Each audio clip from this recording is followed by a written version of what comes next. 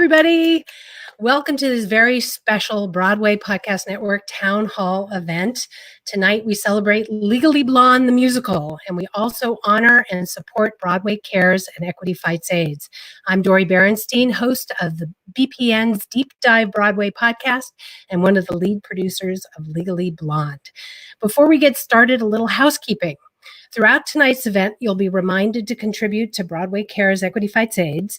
Please know that with every passing day that theaters remain dark, entertainment professionals face unprecedented health and financial challenges requiring immediate attention and resources. Donate to Broadway Cares using the donate button in the YouTube chat or visit bpn.fm/BCEFA. Now tonight we have so many blondes with us. It's amazing. We could talk to each one of them for hours, but to save a little bit of time with introductions, you can find everyone's background on each of the guests at bpn.fm deep dive Broadway. Now, finally, if any of you want to ask a question, all you have to do is text question to 63566, and we'll get to as many as we can. Let's dive in. I'm so thrilled to start with everybody at day one. And so day one of Legally Blonde involved my dear treasured Legally Blonde co-producers, Hal Luftig, Mike Isaacson, and Kristin Caskey, who's not able to join us today, and our fearless leader who joined soon thereafter, director and choreographer extraordinaire, Jerry Mitchell. Woo-hoo! Hey, welcome everybody. Mad proud. Snap it out. Well, it's so exciting to bring our family together. And why don't we start off by just talking about those first moments, the first moment I remember, Hal, when you said, I have an idea. Do you remember that? Yeah, I did. And I think it's worth repeating the story of how the idea came to me. Was I had seen the movie by myself and thoroughly enjoyed it. And then a group of friends, when you wanted to go to a movie, and when you don't want to be the only one to say, I've seen that. So I just went along, and that's what they wanted to see. And because I had seen it already, it kind of freed me up to look at Elle's story and think, this is not only inspirational, but it's what a true musical should have, an arc of where a character starts in one place and ends up in another that she didn't know she wanted to end up in, and along the way teaches others a lot of stuff about themselves too. So that's when it dawned on me, and I thought, wow, this would make a great musical. And then I spoke to you, and I spoke to Mike, and I spoke to Kristin, and the wildest thing was not one of you said that's the dumbest idea I've ever heard. And you all got really enthusiastic, and I was like, "This is cool." Because I had on something. I was reluctant. I was like, because we had done Thoroughly Modern Millie. Right. I was like, "Do we want it? Is it the same thing?" And you kept saying, "Just watch the movie. Just watch the movie." And I kept ignoring it. And you FedExed me the DVD, and it was a Friday night. I thought, okay, I'll just bang this thing out and call him and say no. And 20 minutes into the movie, I went, "Holy." This is such a great idea. And I called you that night. You're like, why are you calling me on a Friday night? I'm like, we need to do the show. Yeah. The show. Yeah. And we talked that night. There was only one person who should direct and choreograph. That's right. How the hell are you going to get him? Do you remember that conversation? Yes. I said, and we said, does anybody know him? Does anybody, does anybody have his number? And I said, nope, but we're going to get him. And then as luck would have it, he was walking out of the 42nd Street subway station. I was walking in, and I attacked him. Yes. I literally he did have a moment of look on his face, like, okay, security. But I'm walking back. Yeah. We were talking about this today, Hal, and Hal thought he had mentioned Legally Blonde to me on the street, but he didn't. He told me that he wanted me to come to a meeting, and I walked into that meeting in some office. I don't even remember. And you guys were all sitting on one side of the table, sort of, and I sat down, and you threw the DVD on the table, and you said, "We want to make this into a musical." And I went, "Oh, absolutely, me too. I love that movie." And I said, "I know how to do that. I am Al Woods, and I did chase my Warner Huntington, and I was broken. Somebody broke up with me and broke my heart. So I said, yeah, I know how to tell this story." And it was just good timing. And the rest, as they say, is history. And when you first brought it up, Hal, I knew immediately that it's something that I had to do because my daughter was 7 years old at the time. And I thought, what an amazing message for her to grow up with, that it's cool to be smart. So it was a no-brainer. It was definitely going to happen. That's how I tapped into it too, because I had three very young nieces. And I was really aware of the conflicts they were going through on who to be. And then when you looked at that story of that character and that definition of finding herself with such integrity, style, yes, but also integrity, it was that, as producers, as artists, we go, what do we want to put in the world? What do we want to share? And what, ultimately it's what you say. And, there was just, it just was so clear. And it was so exciting, Jerry, part of it from really the very beginning. And really the process that we went through to put the team together. The first director and choreographer, and to be brought in before the writers were chosen, and to be asked to help be a part of that was one of the greatest things gifts you ever gave to me, because it's something that's followed me through on almost every other musical I've created since. And the lesson of learning, and I remember we decided to send the word out that we were going to do the musical and to try and get writers to do spec songs, and a lot brought in songs. And I asked you guys, I was out here at the beach on Fire Island, and I asked you guys to put all the songs on one CD, but don't put any names on it. Just the lyrics. Remember that? Names.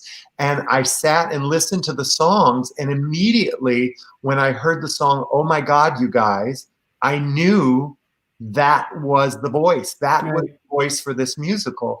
And there were a lot of other great composers who put in some great songs. But that seemed closer to the clock for me.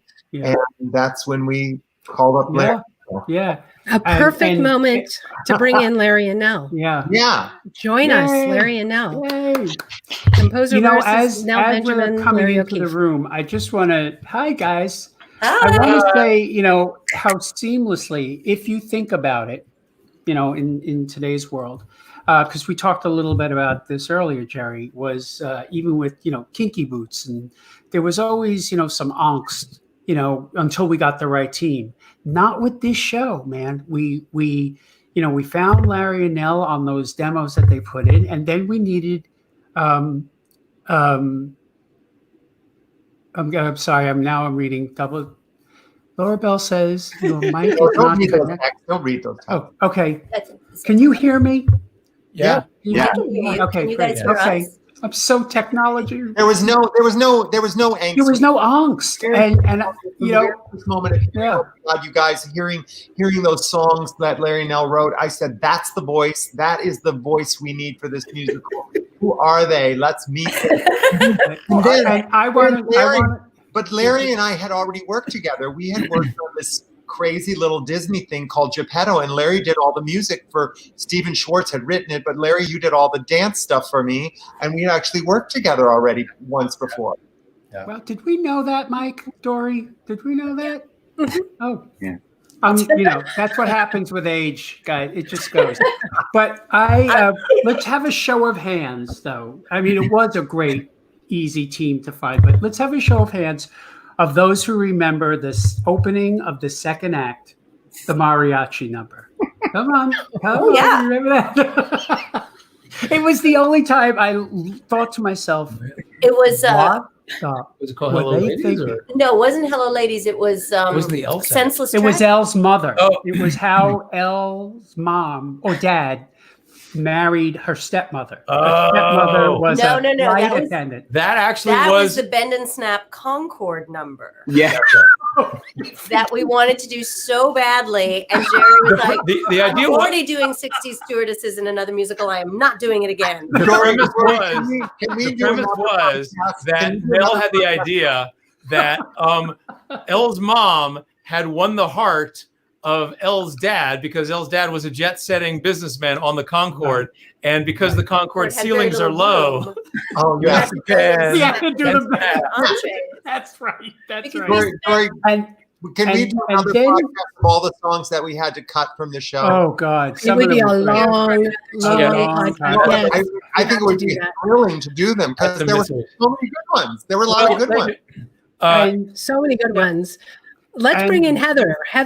because our I book was just writer. about to tell the story of Yeah. how There we go. so how serious this went. Hi. So, Kristin, Mike, and I, and you, Dori, we struggled with who could write the book to this, and we went down the list of, the obvious, choices, and none of them appealed. And I think it was, I'm not sure who. I saw it and loved it, but I think, Mike, you did too, Freaky Friday. It was Kristin's idea. Kristin saw the film. And it was, and And then I went to see it. said, Yeah. This is the voice This for is- Legally Blonde. Yeah. So you and I set And- out to LA. Was and Kristin there too? Dori, were you I was there? there too. Yeah, we were. I think we were all there. Yeah. So we set out to LA. We called, I found out the name of Heather's agent, and I called and I said, would she be interested in writing a Broadway musical? Said, I don't know. Let me ask. I'll get back to you. And he called back and he said, she would be interested in at least meeting you guys. And between that time and when we actually got to LA, Mike and I, by I don't know what reason, we saw the producers again. And there's that famous line when they're casting for Springtime for Hitler, and Dick Shawn comes out and does this thing, and Zero Mostel stands up and says, "We found our Hitler." So we realized when we got to this hotel where we're going to meet Heather for lunch, nobody knew what she looked like. And we were like, how the hell do we know it's Heather? I mean, does anybody have any idea? Did any, nothing. So person after person after person came in. Heather, no. And then this woman, Heather Hach, walked in, dressed like Elle Woods, except it wasn't, that was just who she was. Blonde, beautiful, smart, everything that Elle, is. And we sat down and we talked for 10 minutes? And we kind of knew. And I said, Mike, would you join me? I have to go to the men's room. We went to the men's room. Right. He got a little nervous. Like, high school girls. It was so. Yeah. Why do you guys always do that? Why do guys? Right. Why did we go? And we walked into the men's room and I turned to him and I said, we found our Hitler. And that was our wonderful Heather. But I think I want to say something very important, because up until that time, everyone we had been talking to kept telling us, they kept saying, this is a bad idea for a musical. Mm-hmm. They kept trying to turn Elle into a caricature. Yeah.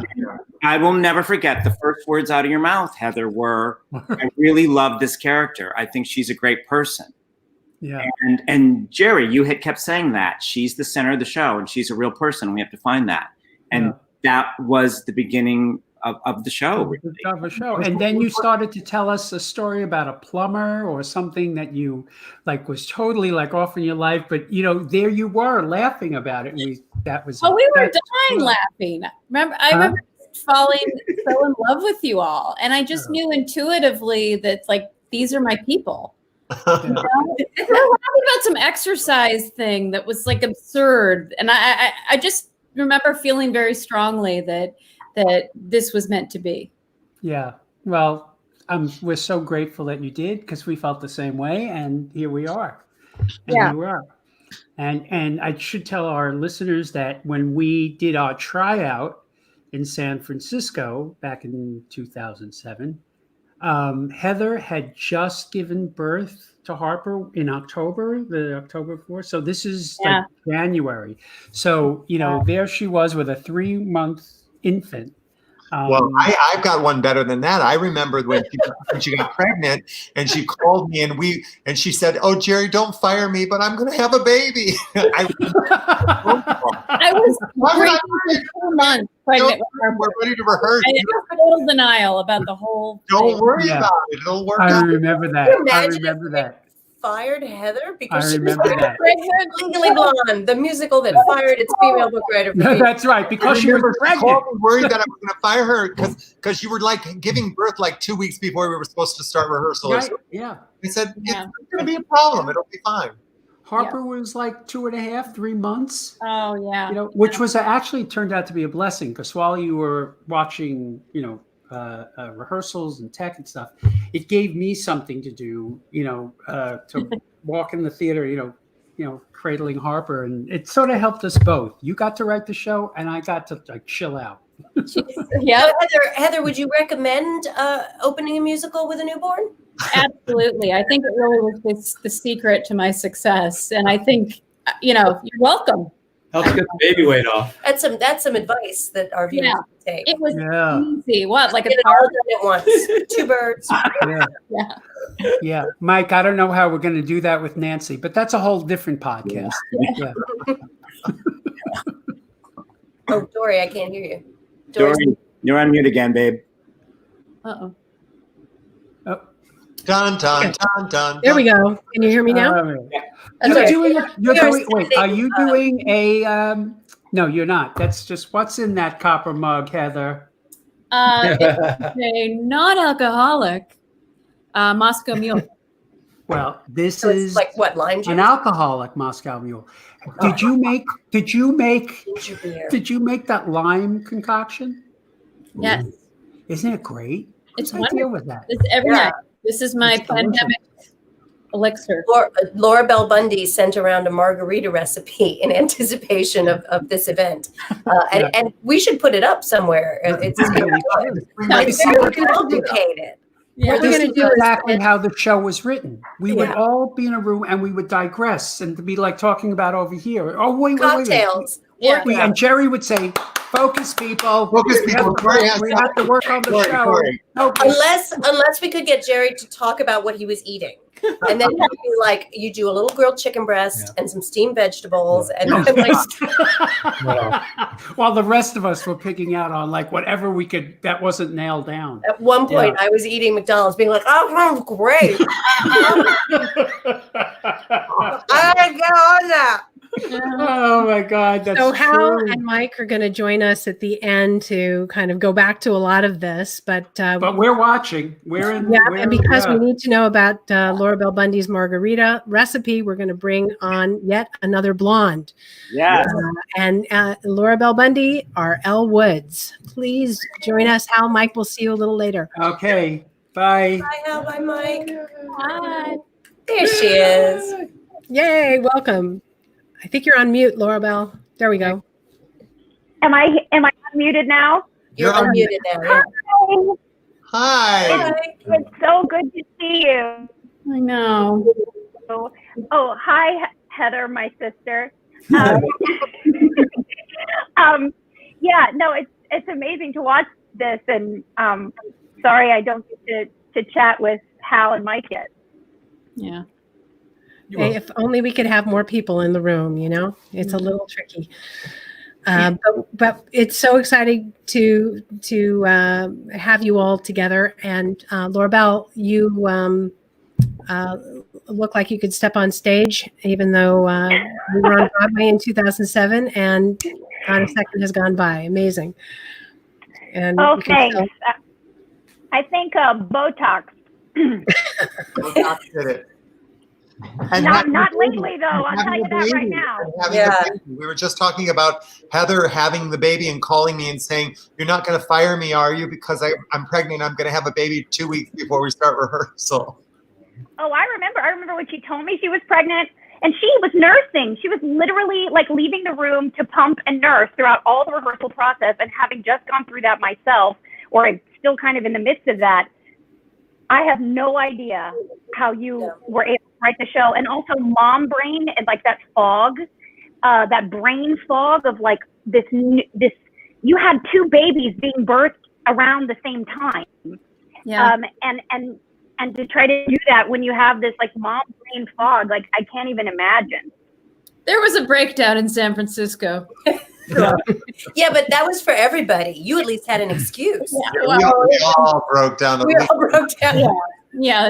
I remember Mike walking me around the block in San Francisco and saying to me, dead serious, Hal is considering jumping off the top of the building.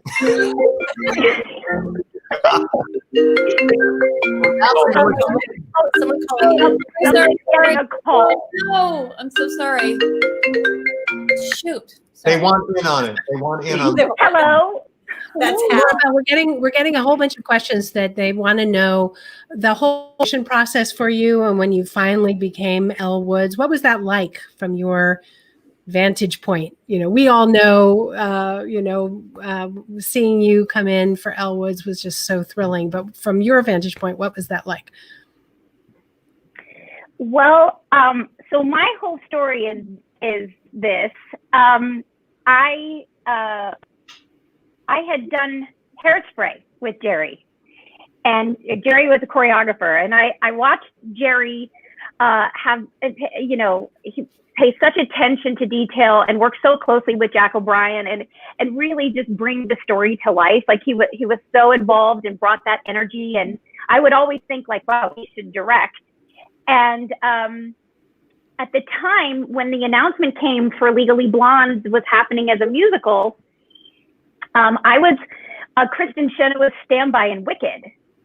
And I had gone on for a few weeks at one point, and I had invited people, and Jerry had come to see the show. And when I saw the announcement that he was going to direct Legally Blonde, which was going to be his directorial debut, I sent him a note, and I said, hey, I don't know if you remember this, Jerry, but I sent you a note and I said, hey, congratulations on getting this opportunity. This is so, you deserve this. Like, this is so great for you. And I know someone who would really be really good for Elle Woods, wink, wink. and he was like, honey, why do you think that I came to see you in Wicked? I wanted to see if you could carry a show. And then he goes, when your time is right, I'll bring you in front of the creative team. Well, months went by, and I was living in LA at the time, doing my research on Elle Woods. And I was, just doing like TV and stuff and being completely broke. And so I got this opportunity to develop these musicals at the O'Neill in Connecticut. And so I went out there, and while I was out there, I got this call from a theater agent at my agency that I actually, in New York, that I didn't really deal with all the time. But he was great. His name was Alan Willig. And there was an agent in LA that I had that when the audition for the first official reading of Legally Blonde came by, that LA agent said, offer only. And the theater agent in New York called me and was like, I just want to run this by you and make sure that you're okay with this. And I was like, what? I was like, I told Jerry Mitchell I was going for this. And I happened to be in the tri-state area. I wasn't in LA. And so Bernie Telsey's office sent me all the material, which, guys, was 3 songs to prepare. Yeah. Three songs and 12 pages of lines. 12 pages of lines that I had to learn. The musical isn't called Warner Huntington. Right? Elle Woods. Hey, Elle Woods, it's me, Chancho. Anyway, how's Manny Herrera? But so I like memorized. Oh yeah, got that card. I love it. I like memorized all the lines. First of all, I just had a feeling, kind of like the same feeling that I think maybe all of us had, where just this feeling of like something setting in, like this is right. And when I got the material, it was funny. It was emotional. I really connected with it and with her, especially the Legally Blonde ballad. Like, just, I had experienced that before. I was the blonde who wasn't taken seriously. I was the bubbly girl who everybody assumed wasn't smart, but I was in AP Calculus too. You know, I was like her. This was me, and I felt like something very, very connected with this. And I always find that when material is written well and you connect with it, you memorize it quickly. And I memorized this shit so You memorized it really quickly. Yeah. And you also would rememorize it when we would change it. And we changed it a lot. and boy, did you change it. Yeah, like I can still remember San Francisco, and there would be like new drafts, and not like the fun, it's a whole new song, but like Little fiddly verse things. 2 is different, Right. and verse 3 is now verse 4. And like it was a nightmare. It was like some kind of a genius mental test, and you were just there every single night. You did it. We would sit in the back of the theater and assume we could just give you little rewrites like that all the time. You probably should have not gotten it right every single time, and we wouldn't have rewritten it so much. But yeah, Well, at that point, we were teammates and we were all in it together, and we were just trying to make it work. And I think at that point, I was just as invested. And, you know, anyway, so I came in for you guys for that first reading, and I will have to tell you this. So I was staying with a friend who had a baby in New York City, and the only way that I could rehearse the songs is I went on the West Side Highway at midnight, and I sang all the songs out loud before the audition. And then I came in the next day and I met you guys. And every other girl at the audition was someone who had played Amber Von Tussle or Glinda. Let's bring on your love interest, Warner Huntington III, Richard Blake. Please join us, Richard. Richard. There he is.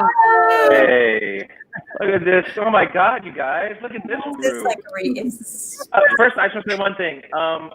I actually did think it was Legally Blonde, the Warner Huntington story. I told you. So, I got yeah, so that, and my only other thing I want to say is, speaking of Manny Herrera, is anyone taking his classes, get on it. He has classes. They're free on Instagram, The Real Manny Herrera, on Mondays, Thursdays, and Saturdays. He is putting out jump rope classes and boxing classes that will whip you into shape. Oh my goodness, baby gift alert. Sorry. Hi, David Irish. Just wanting.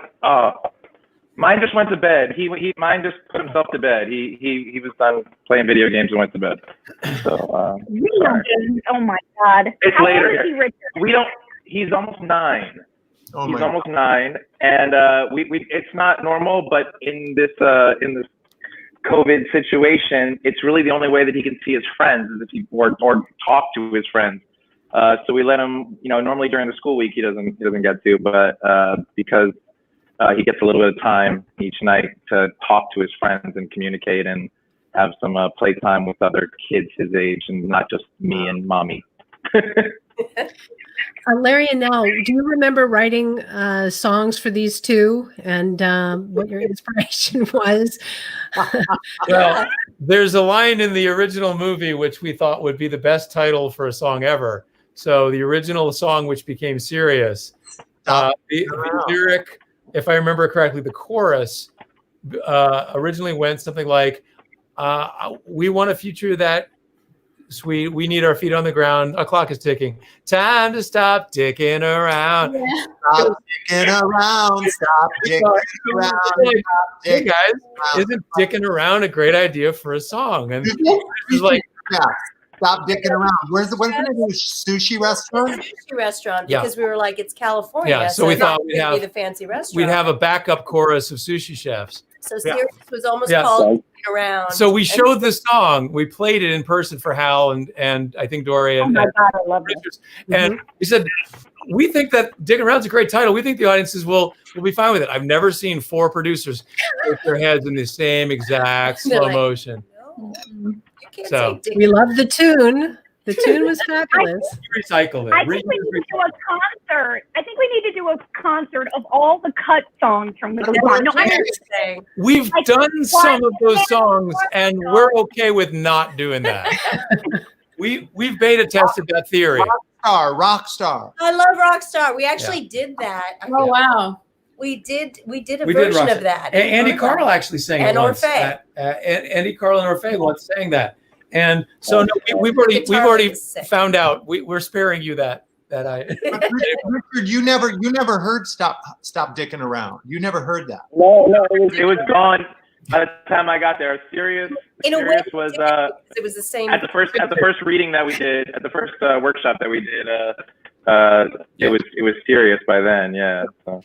Sirius was the song that was like the cue to how the evening was going to go, because when Richard would come in with "Honey, I'm Not Through," like and the audience would respond, you're like, okay, we're we're off. Like that's the moment that we know that we have them, because oh my God, everybody enjoyed, but you can't hear that moment where the audience they understand our humor. Yeah, the audience is expecting verse 2 to be now it's Al's turn to sing, but no, it's not. No, it's not. That was always the joke that sort of like got the favorite moment. Well, let's take a moment. That's still my favorite moment.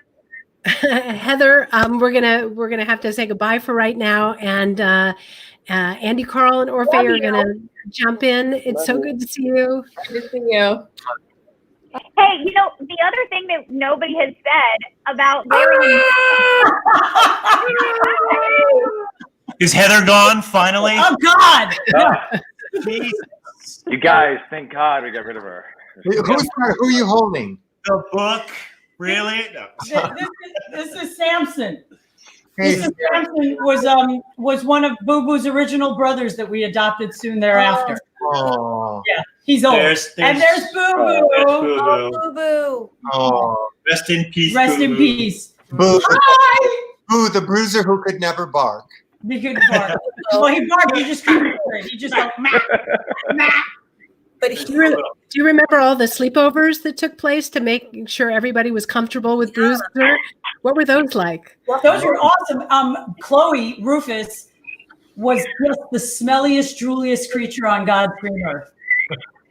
So we'd wake up and the whole bed was wet and stanky. It was fantastic. And Bill Berloni would always say, you have to clean inside her folds. Oh yeah, of course. Yeah. That's my thing. Yeah. I would take the tip and clean inside the fold. If I had a nickel. Jerry, do you remember the first time we met Chico? It was some kind of photo shoot press event in a hotel room. It was a hotel room. And Bill was like, it was March 13th, 2006. Oh my God, I love you. And it was after casting. And Bill was like, Chico is a rescue. He's been badly abused and he may not get along with anyone. Nobody may be able to hold him. And Jerry just gets down on the floor and Chico runs to him. Oh, yeah. And I was like, smart Chico. You're walked in the door. You're going to be walked in the door and I laid on the floor completely flat, and the dog walked over to me. And Bill always said that he remembered that and bonded with me immediately because I just got down on his level. And it was kind of crazy. That dog was a superstar. I mean, that dog, once he finally earned his show, man, that dog performed that show on Broadway and just about everywhere else. Everywhere else, yeah. Everywhere else. Oh. And he loved few people as much as he loved Jerry. Other than Bill, that's true. The person he loved second most in the world was Jerry Mitchell. Oh. Yeah. Yeah, but we had a lot 5 of fighting dogs for everyone else. I had pockets. Yeah, no, he was like, Laura Bell, he worship. But like, as far as the men went, Jerry was number 2. Yeah, it was great in the rehearsal hall and to have all these dogs in the corner. Yeah. It was very nice energy. Yeah. You could go over, you could sort of I will say, I really did prefer Boo's bark. Oh, bro. I'm just saying. It's sort of like cigarette cough. Yeah. The Carl of Chihuahua. True. He did it like his last breath. He knew that literally knew that cue. And they all know it. They all learned it from Boo. They all know how to do it. Oh man. You got. Richard, Oh my God, guys! Everybody's gonna say it. Richard, we've got to say goodbye. It's so. Richard, I love you all.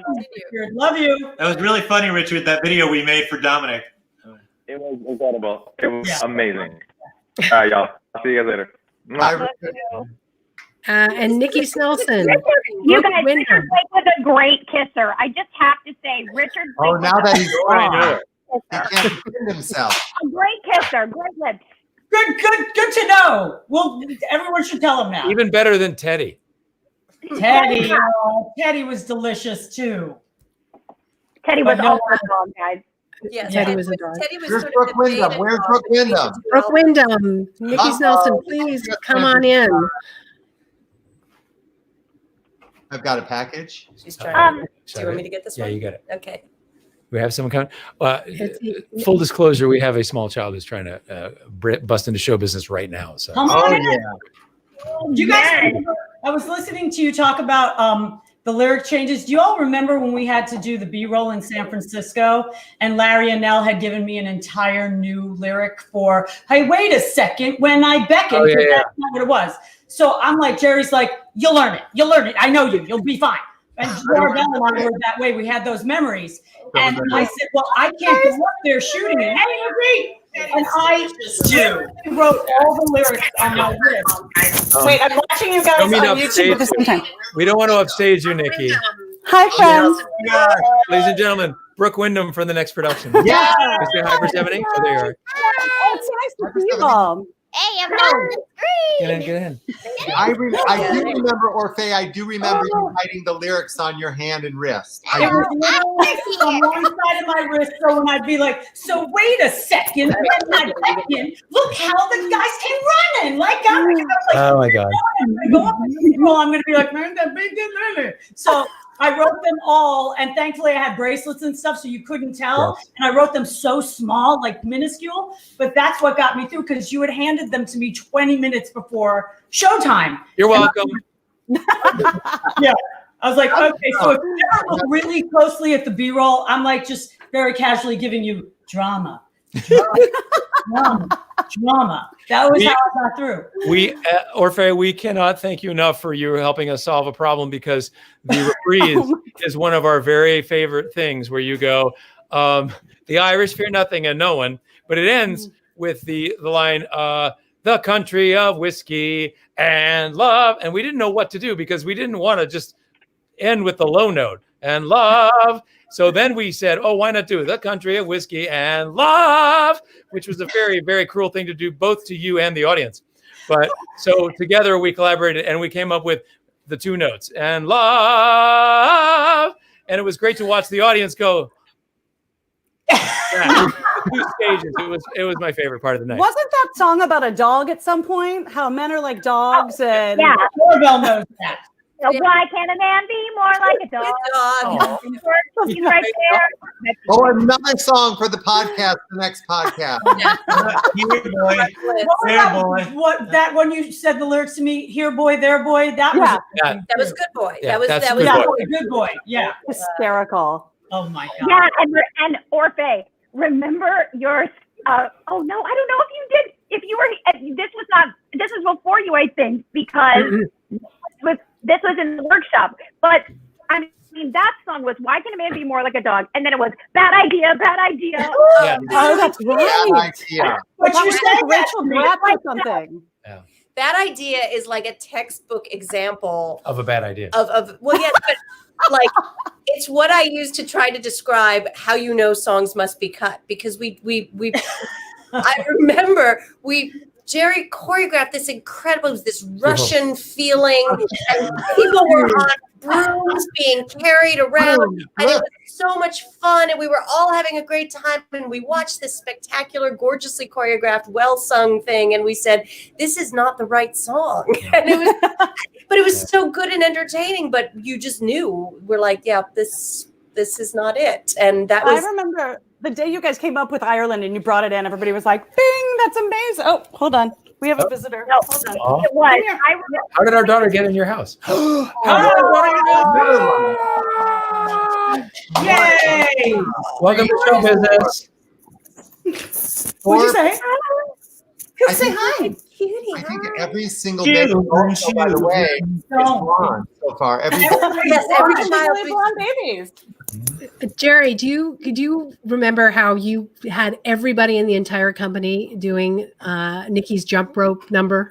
Yeah. we used to warm up for an hour with jump rope, and we started with just simple jumps, and we got more and more elaborate. First of all, I couldn't jump a rope. I had never jumped rope. I was terrible at it, and my brother was excellent at it. He's an athletic director, and I asked, and he had those jump ropes with those little plastic things. So I asked him how to do it, and he told me how to do it, and I learned on one of those ropes. So I said, I want those specific ropes, and got those ropes, and we started with just jumps and swipes, and yeah, we just started working in pre-production. I did a little bit. Beth was like a jumper. Yeah. And Jason Patrick stands too, right? They both were like, So they were very helpful in the rehearsal, in the very, very early pre-production. They were helpful with me as I tried to come up with, Mad Dog, and Rusty was in there doing crazy shit all the time. Oh, that thing where you would do little flip turns in the middle. That's the Mad Dog. He still does it. I can't believe he still does it. But you were amazing at it, Jerry. You were like full out every time, and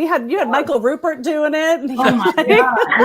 I was really good. I can't fucking do it now. I cannot jump like that. You guys, I'm still like Nikki. teaching it every once in a while, and I'm in Singapore. It's morning here. I'm in the future, and it's 1,000 degrees here, and I needed to teach it, so I went outside, and I have to wear a mask, so I'm fully like sweating, mask, jumper. I'll have to send you the video. It is a kamikaze hot. You're really in Singapore right now? I'm literally, yes. Good morning, Singapore. No. Good morning.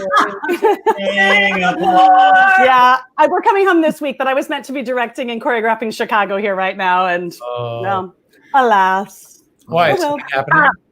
Well, we have to keep moving. So, Of course. Nikki, it's Bye, so guys. good It was so nice to see your Nikki. faces. So, Take care, good Andy, morning, Orfeh. good morning I'll see you tomorrow. in Singapore. Delta Nu. and Larry and Nell. Are Larry and Nell, okay, before Larry and Nell leave, no one has said that they actually went to Harvard and they met there. Yeah. This is true. Hello. That is actually quite important for why I think that they understood this show. Also, Nell is blonde and is also one of the most brilliant people I've ever met. So I think that's all. I second that. You're brilliant too, Larry. It might be one of the reasons that Vivian is rehabilitated in the end, is that we're like, we can't make all the Harvard people mean. I mean, come on. That and the fact that we really just felt like the thing to do to have her come around and build this community of women, which was so great. And also, Jerry, didn't we see? I feel like we saw Kung Fu Hustle that same week. Oh, what a great film. Oh my God. And we were like obsessed with it. And in the end, the villain is forgiven. The guy says, he says, Master, how do you do this? And he's like, I will teach you. And we're like, we should do that. That's our ending. That's our ending. We should forgive her. But Jerry's like, that's what we're going to do, So I remember that. The mighty palm. The palm. Yes. Yeah. I think that was part of the influence of saying, like, why do we have to, kick Warner in the teeth or not have Vivian come around? We don't. We can do what we want. Well, that was so great. That was so great. And her voice in the remix. Oh my God. Let's have Kate join us. Kate, come on in.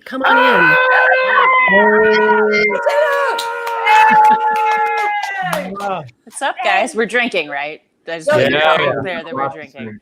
And also, I've got a seltzer and a wine. Yeah, this is actually what it took to get us together. Like, this is what we've all it took. been in one room since 2008. This is what it took. Wow. Well, you've been a little busy, Kate. Yeah, Madam President. Everybody's been busy. Yeah, no, there's last few weeks have been busy, but for everybody, not just me.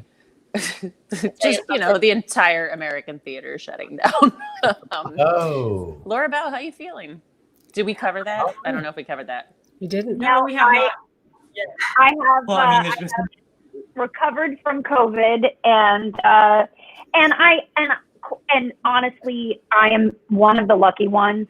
I had a minor case, and it's terrifying because you just never know when the symptoms, if they're going to get worse, how they're going to get worse. But it's feeling like you can't breathe is like that's not a crazy, terrifying feeling, especially as a singer. But I'm very fortunate. My family is very fortunate that we're okay, and I'm going to be donating my plasma starting May 5th. All right. And this is a good moment to just give snaps to Broadway Cares, Equity Fights AIDS, and everybody listening. Make a donation. Make a donation. Very important. Yeah. I mean, like, obviously Broadway Cares does a lot for us all the time, but Broadway Cares is also a major funder of the Actors Fund. Sorry, I feel like I'm doing a thing, and I didn't mean to do a thing. I just think it's really important. And the Actors Fund is like helping everybody in their entertainment industry who's in crisis right now. So, it's super fun that we're doing this and that everybody's joined us. But like, if you can throw in $2 or $10 or $5,000, like, or infinity dollars, do and I think so. People are matching it too, so this is a really good time. Yeah, like we've got a fund at the Actors Fund for Equity called the Curtain Up Fund, which has matching grants. But this goes directly to Broadway Cares, which then will turn around and give it to the Actors Fund, which is awesome.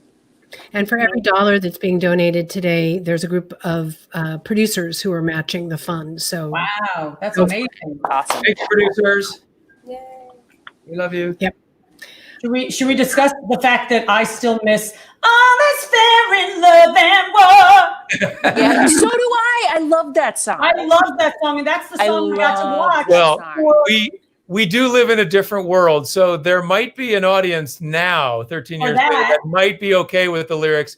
Here's the way to win him back. Just take the shovel and the sack and give it a good hard whack. knock that mess into next week. Yeah, I mean, I remember we gave Leslie Kritzer like a sparkly Delta new shovel and a sack and that line, and then we sent her out during a matinee. Who knew that the Blue Hairs might not like the idea of murdering Kate Shindle with a shovel? I was disappointed in San Francisco. I liked it. I liked it. I liked it. That was also the day in tech that Broadway's Richard H. Blake saved my life because the Harvard gate started coming in early and he threw me out of the way.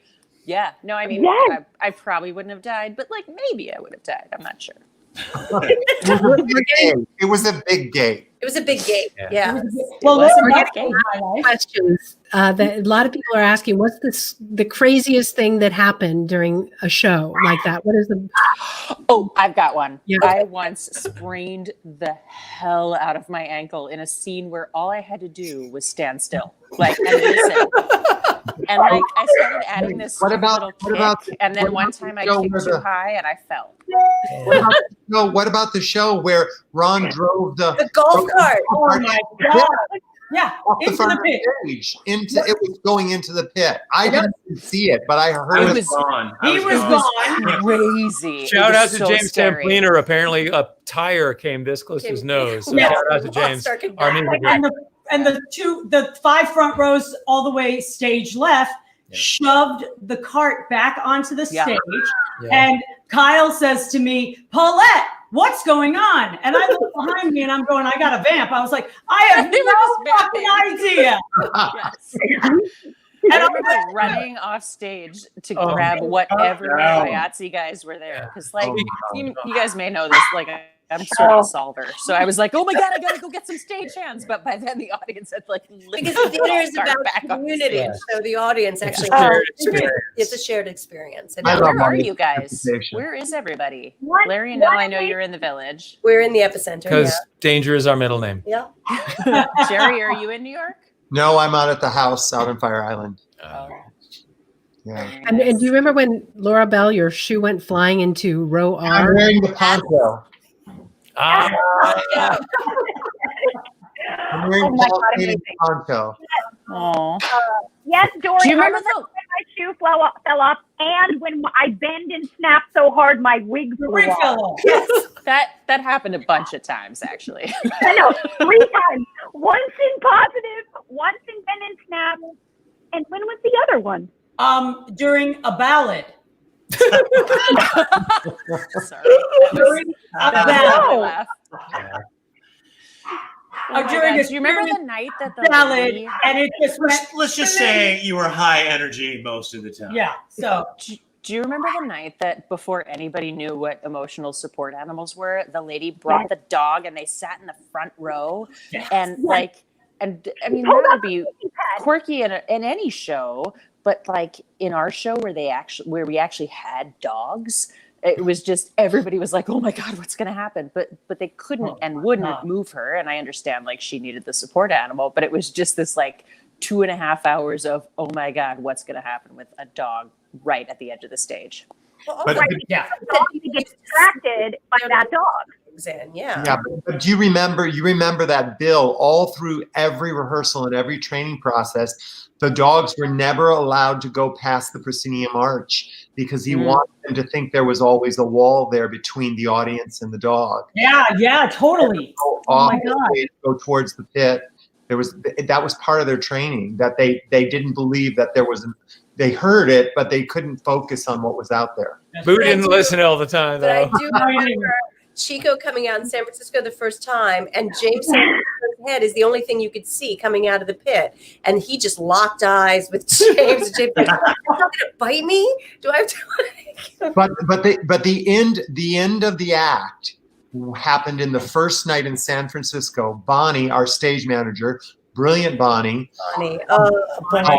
Laura Bell was singing so much better, and she was supposed to raise her arms, and at the end of the number, she was supposed to look in the wings, and Chico was supposed to come running to her and jump in her arms, and she was supposed to raise him blackout. And Bill's in the wings, and the story is he's going, Chico's not going. Chico's not, Laura, no dog. There's no dog coming.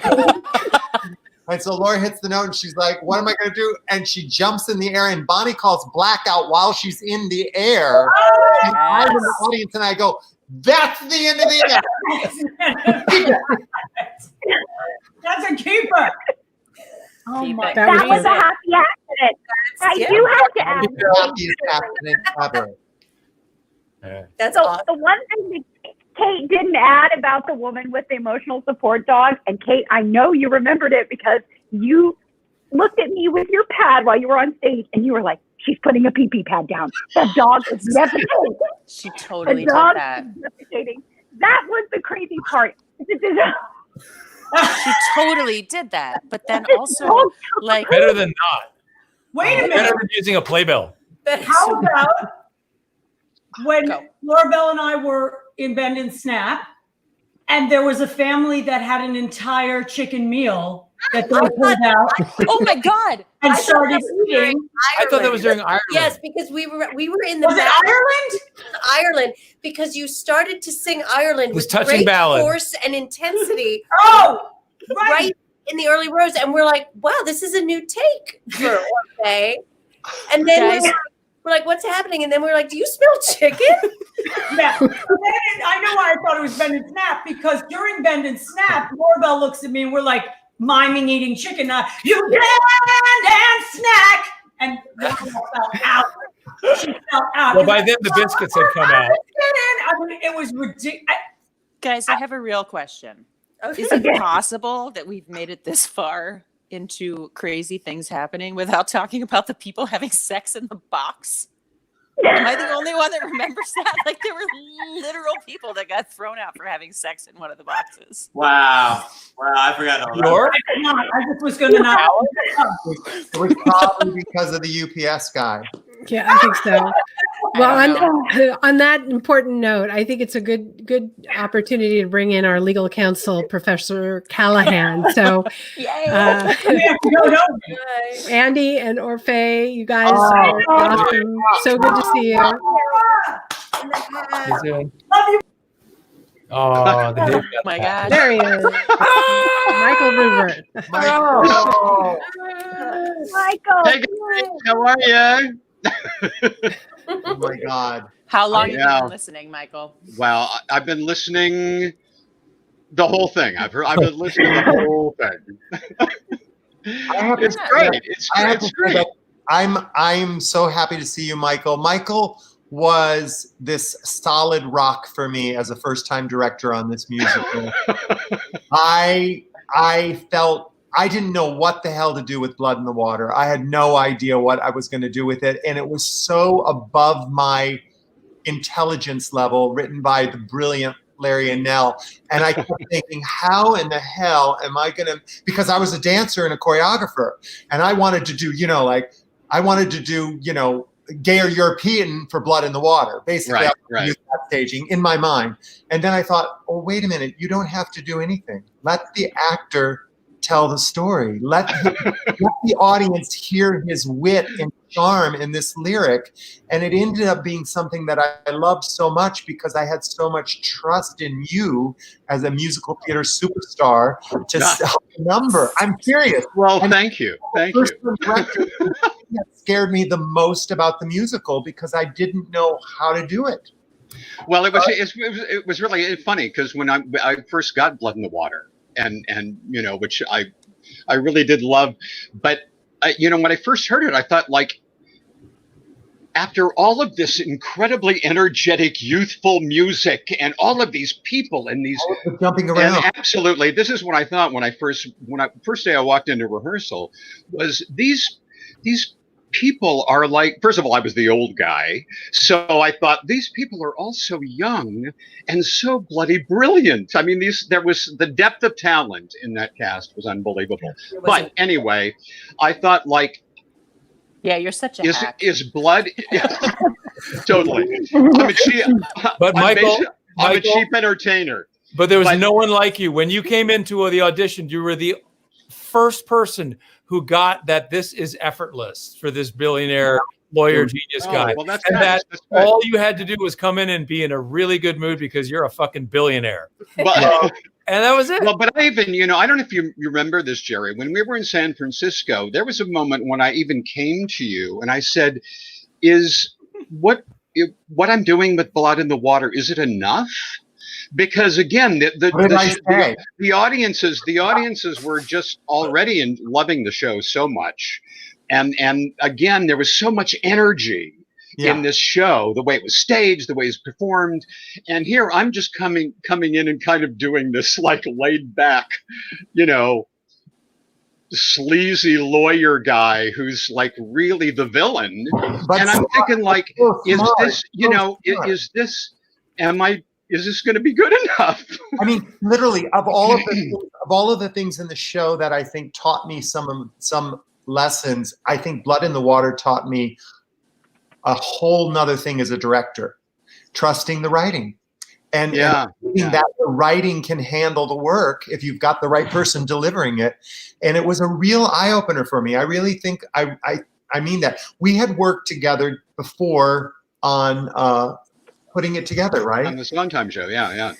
So we had spent a little time together, and I watched you like a hawk through that whole process. But it was just a huge learning experience for me to just have to stage that number coming up off of all of the hairsprays and what I thought as a dancer, time director. Well, that was also the thing again with Blood in the Water and with so much in the show. And I know Larry and Nell, you're just sitting here, and Heather is gone at the moment. But that was the thing that I was so kind of in love with, was the fact that everything in the show, the writing was as smart as it was. The writing was smart, and it was like, but it's true, you guys. It really is true. And I finally kind of came, after I don't know, a week and a half in San Francisco before we came to New York, I finally realized, it's true. Certainly with Blood in the Water, I really don't have to do anything.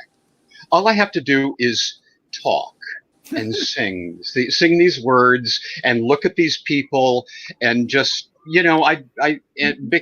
but it's a credit to the writing of the show, I think. I mean, it's smart stuff. I don't know, Michael. The first selling yourself a little short. Well, yeah. The first time I heard you sing that song in rehearsal, like, as someone who wore out multiple copies of the Falsettos album, like back when albums were like actual silver discs that we could hold in our hand and played on a CD player, I almost fell out of my chair. I was like, oh my God, that voice, like, that's the voice. And then also, you're fun and nice and sort of the sweetest subversively person. snarky. Yeah. Well, it was okay, the also whole thing, sweet. the sweetest guy, and I was playing the villain. But it was just the whole experience, guys, it was so much fun. Other than maybe the autograph line when all of the girls who loved Laura Bell so much hated me and didn't want my autograph. They're like, shame on you. Totally. Oh no. Totally. No. I'm kidding, but it was No, an you're enormous. not. I know I'm not. No, I'm really not. It was just an enormous amount of fun. It really was. But Jerry, I was just thinking a very similar thing that I can barely walk, let alone dance. And my thing was like, oh, we should just have patter songs all over the place with incredibly. Remember we had that song about the LSATs at one point, literally a song that takes you through the LSATs, and our opening number to Act 2 is and you were like, we need a Broadway Act 2 opening. They need to breathe and dance, not think. And it needs to sound like we're in a theater, not in fact taking the LSATs. And so I think for all of us, there was a learning curve of like, okay, here's what I do great. And now I have to learn to do something else to make this work, which is kind of the whole Elle Woods journey, right? Like I do all this great. What was the lyric of Whipped into Shape before we changed it to the Cardio Whip 5000? It was something else. There was another song. Yeah, the previous version was called like "Work It for Me." Work It for Me. Right. And then I remember asking you guys. We went through this whole conversation about, Suzanne Summers has the Thigh Master, and so has this. I said, could you write the lyric and give me a prop that I could use to create a dance number? And you came back with the Cardio Whip 5000, and that's how the jump rope number was born. Oh, are you blaming it on us? Oh, really? So in that case, we're really sorry, Nikki. Jump rope, and I said, okay, I'll make it a jump rope number. I just love Well, I wish we could go on and on and on. I want to thank Larry and Nell for joining us, and and Michael. Bye. Yeah, everybody. Absolutely. Stay safe. I have blind kids, but I have a cute boyfriend, and he's here. Bye. Bye, guys. Very cute, Kate. Bye, guys. Wait, are we leaving or are we staying? You're leaving. Right? We're leaving. Now. Bye. Yes. Bye. Thank you. We're leaving. We're staying. We're leaving. Nope. Bye, Michael. It's so good to see you. Bye, Michael. Uh-oh. Right. We are going to bring on a very important trio. But first, again, you guys make sure you're donating to Broadway Cares. Very, very important. There are opportunities that are all over your screen on how to do it.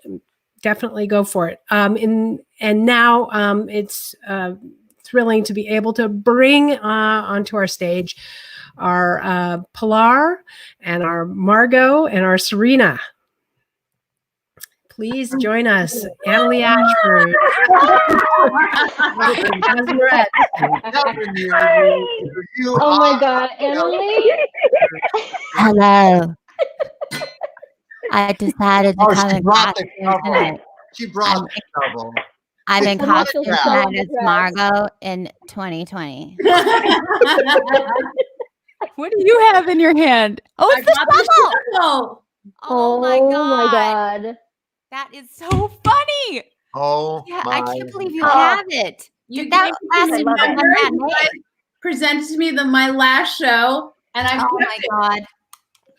Was that so good? So that was only in San Francisco. Then we came to New York and we started changing, and that's when we put in positive. That's right. Yeah. Hi, Asmeret. Hi, Kritz. Hi, everybody. Hi, guys. Hi, Dori. Oh my God. Oh, I love you guys.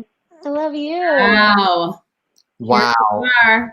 Wow. We are. It's so good to see you guys. I know. You too. You still look. Everybody looks fabulous. I'm surprised you don't all have Starbucks.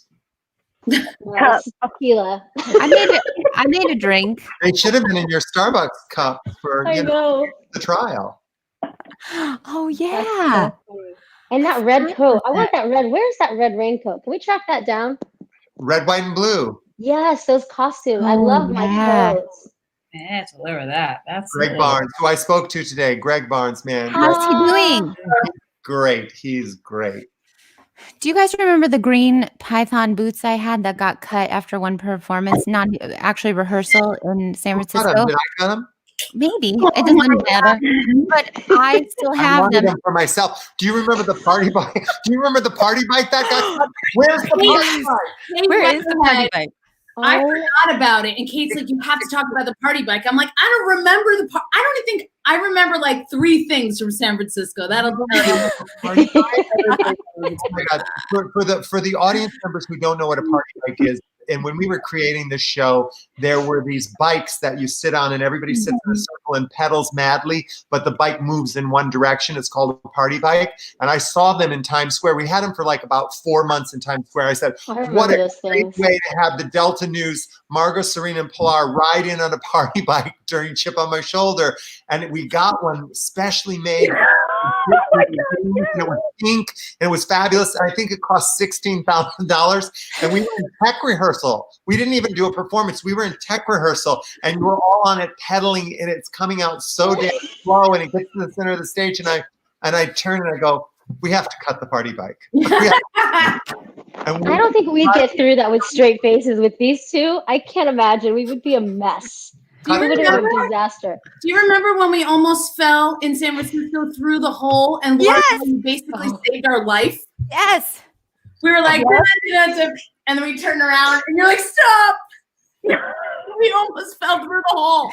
We were like, the trap hole? Yes. It didn't come up. It didn't come up like that.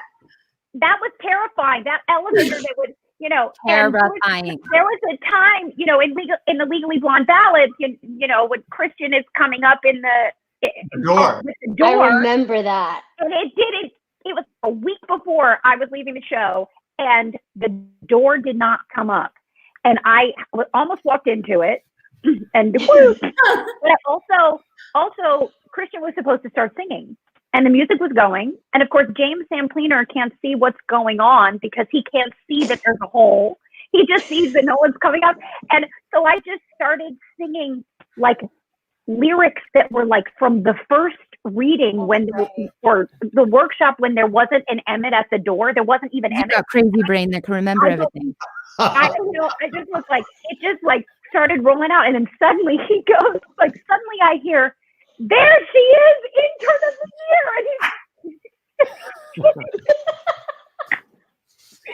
Oh my God. And Leslie Kritzer, let me tell you, first of all, you guys all kept me sane and happy and laughing We laughed so much. We laughed so hard. So much. It's like one of the most giddy times for me was being on stage with you and just everything that was going to happen. And also you guys were always, your performances never got stale. They always got better. Annaleigh, you would like the stuff you were doing that it wasn't for the audience. It was just you exploring the character and adding and adding and adding. Exploring? I didn't say boring. I said exploring. I said exploring. Yeah. Laura, do you remember? That's what the rehearsal process is for. Do you guys remember how we would be crouched underneath the mirror in that little box for a long time? For like 20 minutes. A whole song and a half. All of Ireland. There was no wall, and I wasn't going to have anybody come out and put up a poncho so you could get off stage. Annaleigh, you guys were in like white jeans and white Yes. And you had those shoes that you asked that be custom made before everybody was wearing high tops. Because I was like, no, flats. You're like, I can't wear flats. Can you make this a heel? So they made you like custom. They were basically what everybody's been wearing for the past 5 years. They were high top, high heels. Greg Barnes was ahead of the curve. We'd sit there and Leslie would tell us who she was dating and we'd talk about what we ate and sometimes we'd fart. Yes. I remember that. Do you guys remember when I had the runs that performance? Yes. Oh no, I don't want to know. But that's me from opening night. Yes. Word. I was so fan. I was burnt. I think Nikki and I were both wearing Crest white strips in tanning boots. Look at that skin. It's burnt. I would save so much money. I'm like, I hadn't done that. Oh my God. I tell you. It was good. Good times. Good times, And guys. Leslie would do, I remember in San Francisco, we were at the top of the stairs and it was what you want. We were testing what you want. And it was right before we were going to walk down it, what you want right here, like down the steps. Step, boom, step, boom, through each other. And Leslie, you started doing Liza Minnelli impersonations. In tech.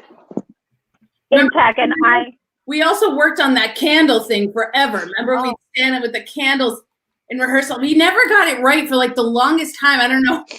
All I remember Maybe it was bad choreography.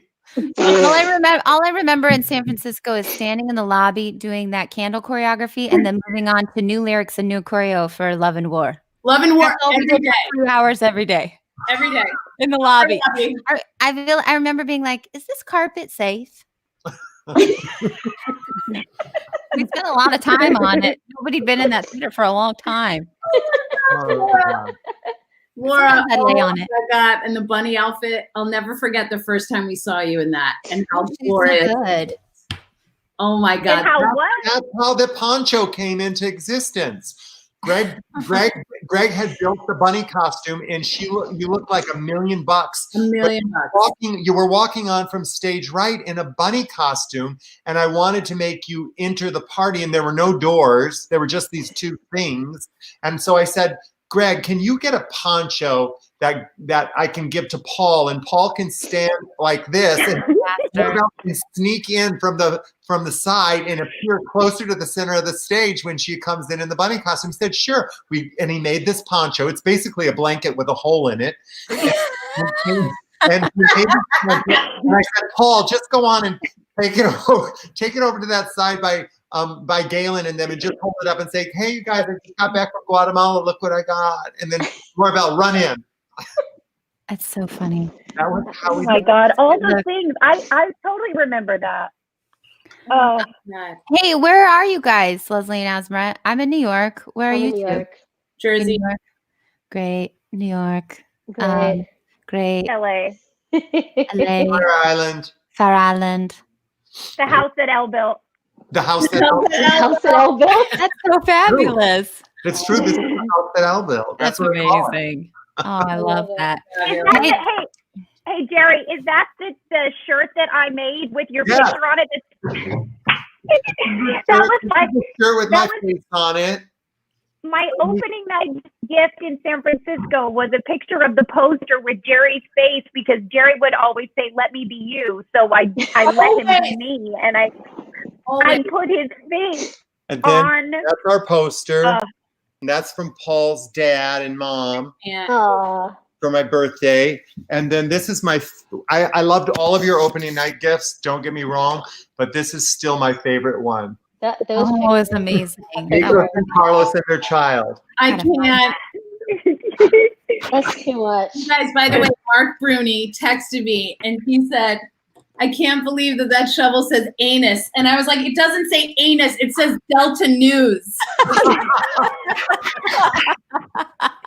It doesn't say anus on it. Delta New. Delta New. He's like, oh my God, that picture from opening. Oh my God. That's magic. It's amazing. Oh my God. Have that. Do you use it when you garden? You have a lovely garden. Do you garden? It's like this goes with this stays upstairs. And I don't keep a lot of things from shows, and this is one of them. This is like one of the big ones that I have. So that's upstairs. It's in the archives. Hey, what happened to the sack? I think I was the one. Who had the sack? We had a sack. Did it get? It's the sack. I don't know who had that sack. You gotta find that sack. Sack lyric. I don't know who. On that note, I just have to share something about parenting during the pandemic. Today, Jack took off his underwear when I was had my head turned the other way. Turned around and he had lifted up his pee-pee and was looking at his balls and was like, "Mom, what are these?" And Joe was running it. So I was like, well, they're balls. And he was like, they're not balls. I can't throw these. I said, they're not, you can't throw them. But they're balls. Let's talk about it with Dad later. They're kind of wrinkly, right? I just said, let's go put on our underwear. I can't deal with how many blonde babies there are. Isn't that crazy? There's so many people with kids now. It's We're kids. I know. I know. we had 3 kids on before you You're before you guys showed up. There are so many people who are texting questions, and they're all playing.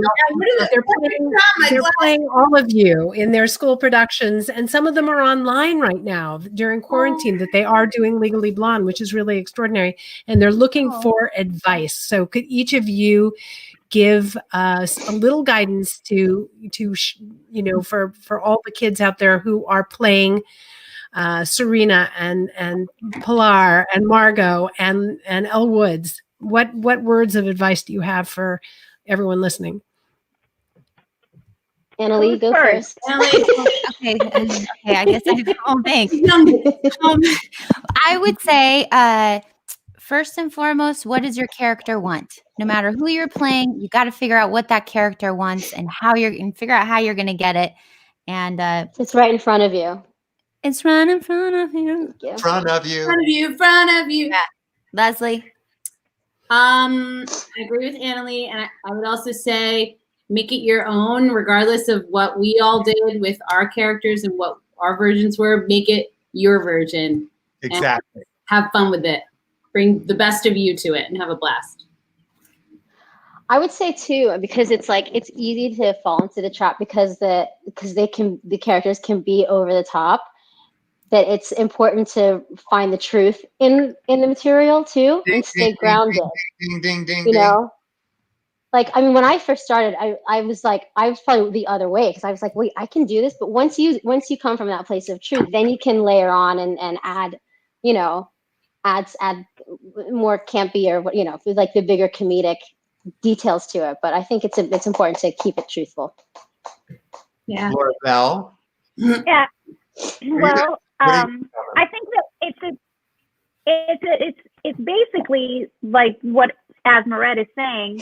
I think for Elle, finding the vulnerability, that this is actually a true emotional roller coaster ride for her. And if you can make her human and not a caricature, it will automatically find that comedy, because comedy is what's true.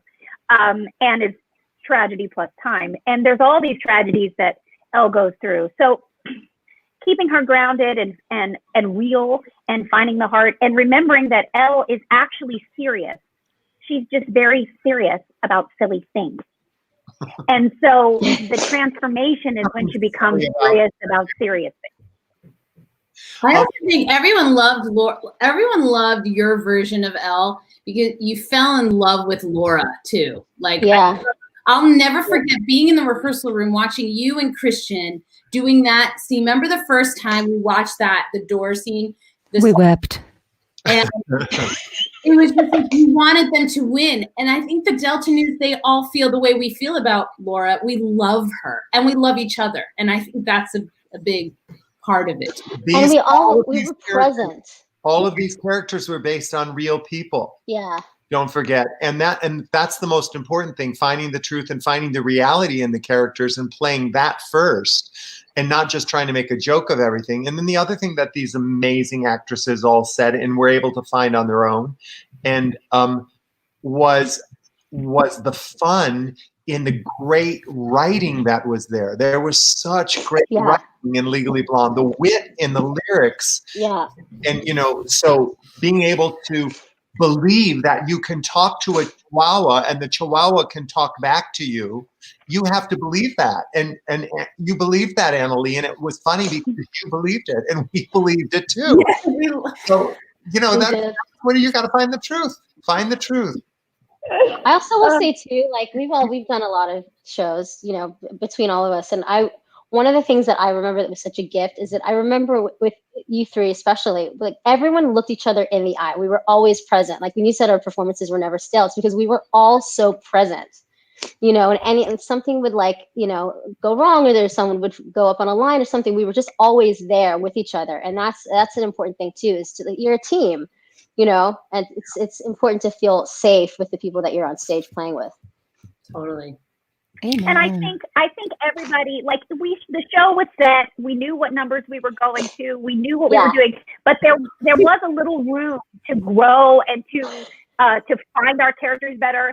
And I mean, different line readings and things. So if we weren't listening to each other, you know, we were off. Everybody in that show, Kristin, Leslie, Annaleigh, Orfeh, everybody was gonna like maybe like drop something on you weren't expecting to get. So you better be listening. Yeah. And the fact that the jokes were found a year into the show that we never found in the rehearsal room was always just amazing to me. And I love that. You know what would be awesome too is all these kids, all these awesome kids who are doing the show around the country. If there's a possibility that your family and friends, for the price of admission, if they could also donate to Broadway Cares, that would be the jam. Yeah. And no donation is too small. I'm saying, you know, 50 cents is a donation. Anything you possibly can give would be like so fantastic. Anything you can give, that would be real great. It would make me crazy, guys. Crazy. For those that are going to be listening later on, it's broadwaycares.org/help2020. And you can donate if you're listening past months from now. So very important to support Broadway. So great. And you guys are amazing. Thank you so much. Asmeret, Leslie, Annaleigh, adore you all so much. We have another group coming in. Love you. Love you guys. So glad you're healthy and safe. Stay well.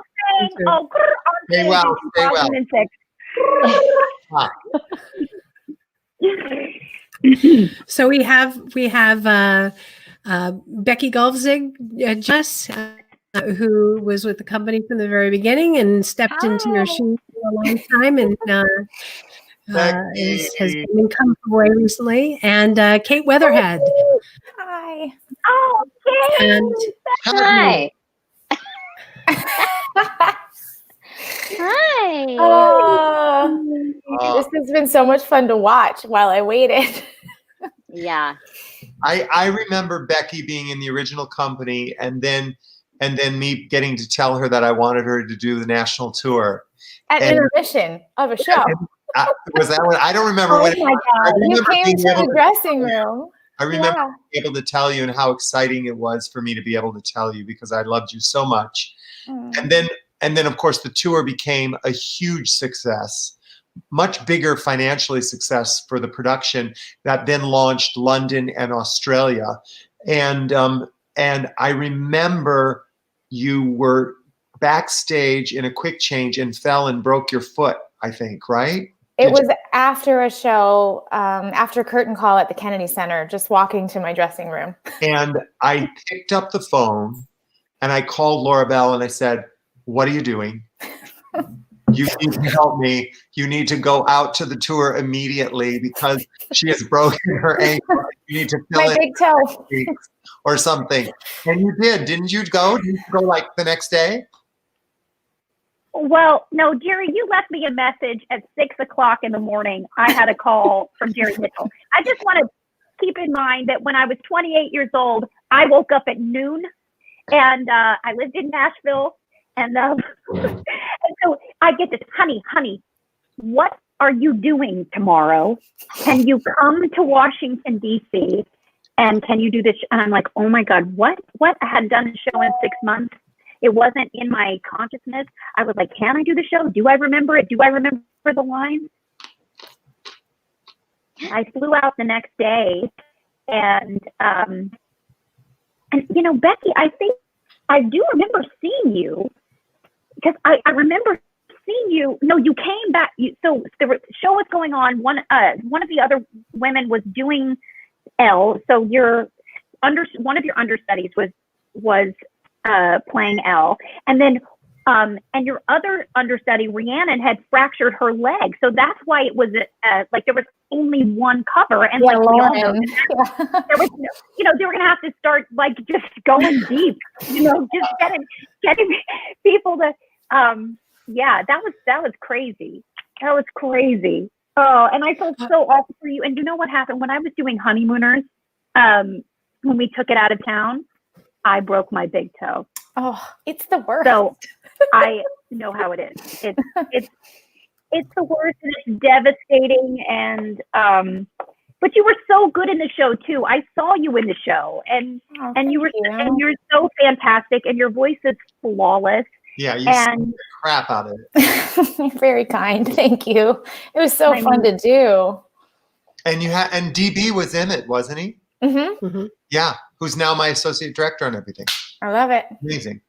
It was amazing. I just want to say that Kate was brilliant in the show in New York City. I mean, I think I saw you before the show. Larry and Nell knew you because you were in Cam Jansen?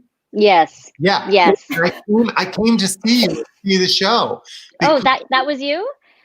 Because they said, no, it was a big hit. I came to see the young audience show, and you were spectacular in it.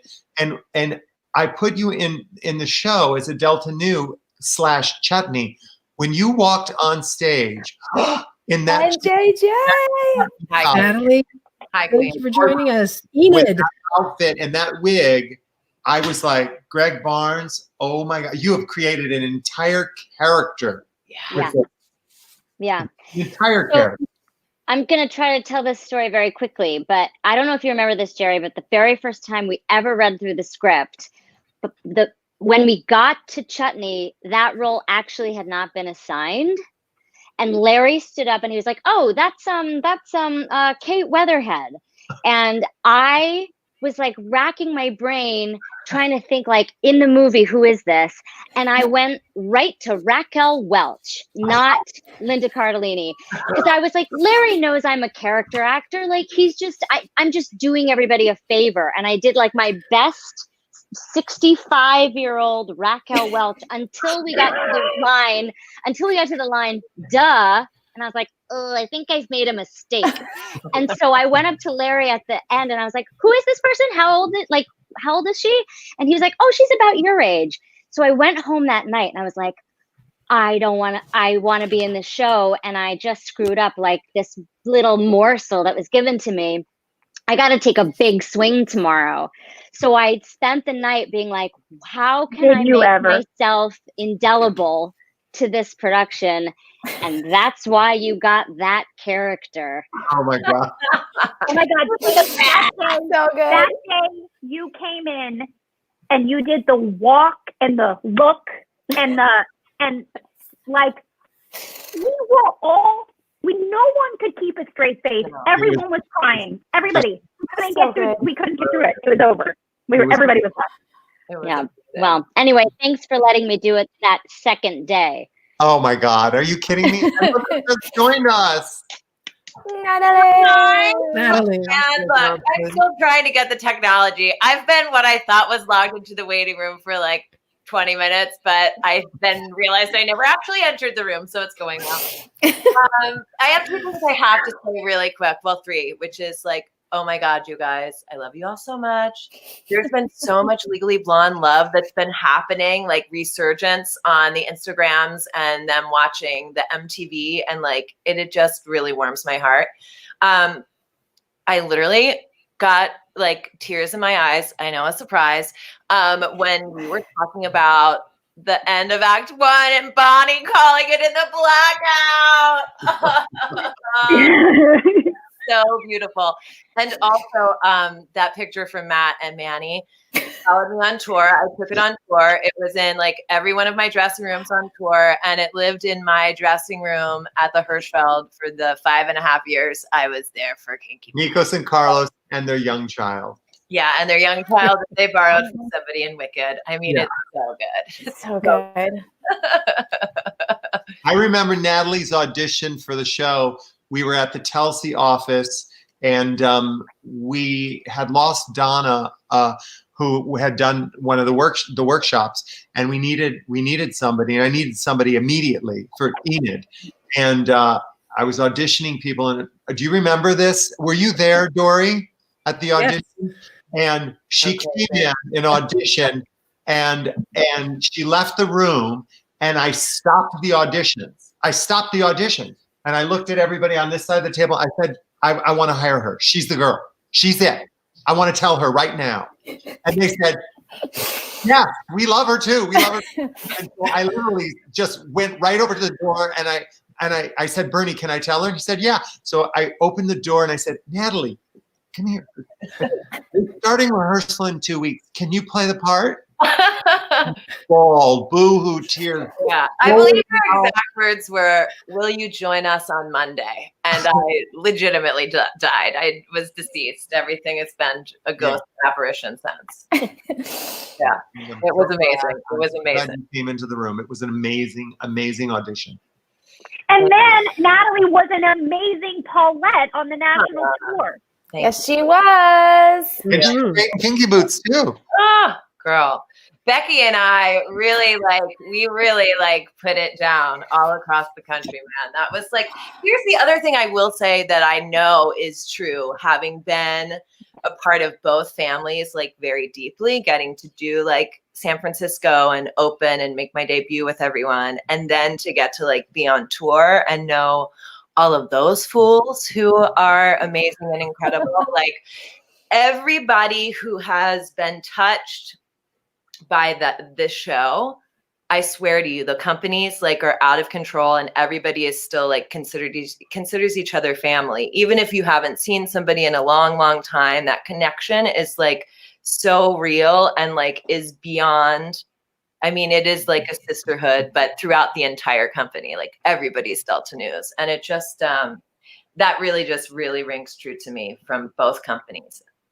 I want to say something about the nature of the show and also its sort of lasting power, because I'm always surprised when I am asked to speak to students who are doing it. I'm like, I was in the ensemble. Like it always sort of is interesting to me. And then over time, I have realized it's because the crafting of that ensemble is so brilliant, because everybody gets something amazing to do and memorable. And it's, I think, why it is so popular with community theaters and high schools and middle schools, because what a great show for a drama director to go, I got all these kids and how can I excite them? How can I build this team in a way that they're all going to show up and want to do this? And this show is just perfect for that. When I go speak to kids and whoever their director is says, let's go around and everyone say who you're playing, the pride with which they say their characters' names is always so touching to me. And so it's like this unbelievable benefit, I think, of the show, that it has disseminated throughout the world, because it provides a group of people something that they can be really proud of on a group level and then on an individual level. And that has become very, very clear over time about this show. It's true. It's true. I mean, so great. Jerry always said in rehearsal, there are no small parts. Mm-hmm. There are. And do you remember when you made everybody get a journal, and like all the Delta News had to write down their name, where they came from? Night. What? Michelle Cottrell with CC Samsonite. Yeah, what was your name, Becky? Like Kaylani or something? Leilani. Kaylani. Yes. That was the one Delta New name that was in the script. We don't know why. Tutti because of my outfit that got cut during guys. Remember how we all had handmade outfits? Opposite Enid look possible, like espadrille, long blonde hair, before we all were in juicy sweatshirt suits, and I had to have custom made juicy because, well, I was too juicy for the juicy ones. Listen, you're delicious. Oh my Well, on that god! note, I'm thank you so much, Kate, Pete, and Natalie. Of course. Wow. Really great to see you. Bye. You. Do I have to? So Love we're gonna you, bye, Love you, Natalie. Natalie. We're gonna wrap up. You guys stay, and we're gonna bring back Hal and Mike. And I just want to remind everybody to support Broadway Cares Equity Fights AIDS. It's so important. BroadwayCares.org/help 2020. Donate now. Mike and Hal and Kristin, I wish you were here. Our producing partner. I just want to say, Dori, Dori, like this time, this has been such a gift, these 90 minutes. Being with these people again, this experience, the laughter, what this was, and what we're all going through right now.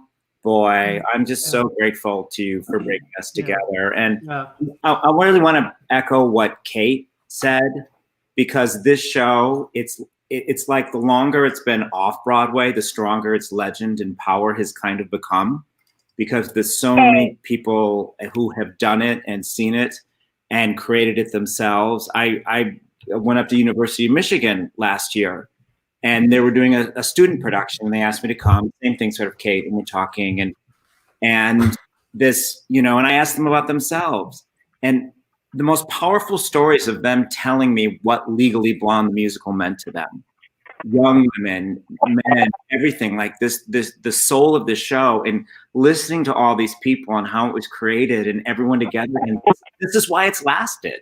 Yeah. This is why it's lasted. I agree with Mike 150%. And because I think the character endures. And at the time it was written, both the book, the film, and then our musical.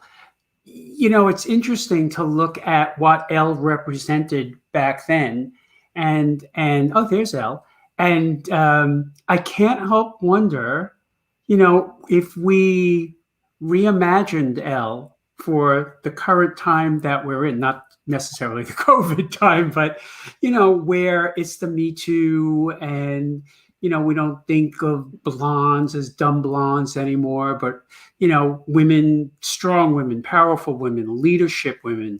What would that look like, if we reimagine a contemporary Elle Woods? I don't know. I don't know. We should think about that. Well, I think. Well, I'll tell Jerry, you that actually I feel like this musical is more relevant today than it ever has been. And that this story and this woman that that starts out believing that she's nothing more than like the best thing that could happen to her is being a wife, and then and those are the expectations she has and society has for her, and then she imagines something better and she achieves it, and she believes that she learns that she's so much better, and then she goes on to be given this opportunity and to be dealing with this sexual harassment. I mean, it couldn't be more, and then she takes this butt. I mean, it couldn't be more relevant. I would say the only change you need to make is Elle needs to be in a pink pantsuit. But I mean, seriously. Well, first of all, LBB, I want to thank you. This lime juice thing that you sent us, is that you, the recipe for this citrus?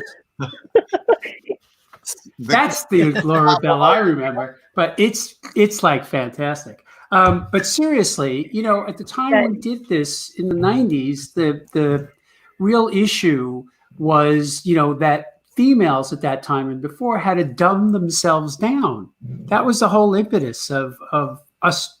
One of the reasons for doing this is that I couldn't believe that phenomenon, that girls actually in those days would not want to be the smartest in the class because guys didn't want the smartest girl in the class. You know what I mean? And now we can flip that in such a way that I agree that if that wasn't, her drive, that she is the smartest girl in the class, she is a leader, and these wackadoodle things keep happening to her in a funny kind of way. I don't know. I'm thinking Elle Woods is never going to die. That's for sure. The only thing I would suggest, if we do it, I have to do two things. I have to watch The Producers again with Mike, and I have to tackle Jerry outside the 42nd Street. Other than that, and say it to Dori, who said, "Oh my God, I could see that."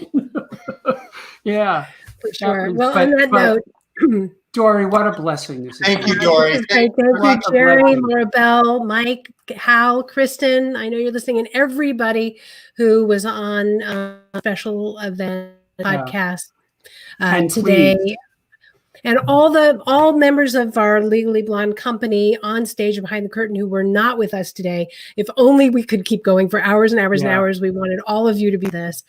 And to all the blondes out there who have done this show in their schools and communities, you're all part of our family as well. We just want to remind you last time, keep supporting Broadway Cares. Yeah. This is Yes, it's an essential please. charity during this Yeah. time. The work that they're doing right now is Herculean. Yes. To help so many people in need. BroadwayCares.org/help2020.org. And also, please go to the Broadway Podcast Network. We have over 60 amazing theater casts. You can check out other deep dive Broadway podcasts. We have so many great town hall events coming up. And we have even cosplay in quarantine, and the musical just launched a hashtag build a virtual prom you should check out. So many things. BPN.FM. Definitely check it out. And most importantly, theater will be back. Yes, it it will. absolutely will be back. And when it happens, go to theater wherever you are. Go. We can't wait to see you all there. But in the meantime, please, everyone, take excellent care and stay safe. Dori, I'm just going to do a shameless plug for the Broadway Podcast Network and Broadway Cares. I myself are going to have a Broadway Podcast Network show soon called Broadway Biz. But I think that what Dori and the whole Broadway Podcast Network does, and how they communicate with theater, people of theater, people not of theater, is just an amazing thing. And I love you so much for doing this for Broadway Cares. You know, Jerry and I talked about it this afternoon. We were there. We were all there, really, when, you know, the theater community was being decimated by a thing no one understood called AIDS. And, you know, all this time later, there's justice needed. They help people in trouble of all, you know, shapes and stripes. They're there. They're like the rock of Broadway. So whatever you can there's nothing too small, and there certainly is nothing too big. Right? Whatever you can. Absolutely. Well, thank you all for joining us tonight. And to my blonde family, adore you all so much. Very, very, very, very grateful. Snaps, everybody. Take care.